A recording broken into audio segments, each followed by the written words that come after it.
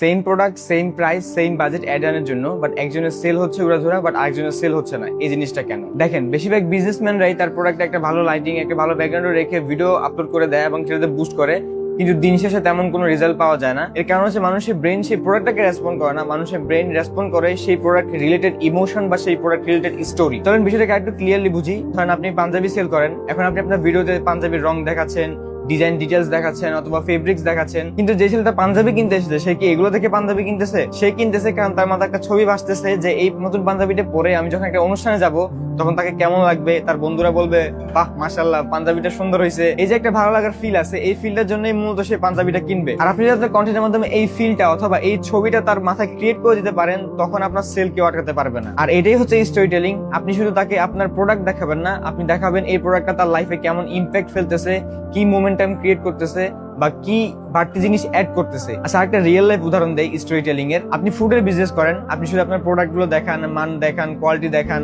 ভিডিওতে সেগুলোর কথাই বলেন। আর অপর দিকে জামশেদ মজুমদার ভাইকে লক্ষ্য করেন, উনি কি করে? উনি ওনার প্রোডাক্ট বা মধুটাকে খেয়ে দেখান যে কি মজা, সেই টেস্ট, আপনারাও খেয়ে দেখতে পারেন। তখন আপনি যখন এই ভিডিওটা দেখেন তখন আপনার মনে কি আসে? ইস, যদি আমি একটু খেয়ে দেখতে পারতাম, আসলে মনে হয় মধুটা এত মজা। তো এই স্টোরি টেলিংটাই হিউম্যান ব্রেন ক্যাচ করে এবং ওই প্রোডাক্টটা অন্যদের প্রোডাক্টের চেয়ে সেল হয় 3 থেকে 4 গুণ বেশি। আর এই জায়গাতেই আমরা ভিজুয়াল সেন্টার দিচ্ছি আপনার কন্টেন্টের ক্ষেত্রে ফুল সাপোর্ট।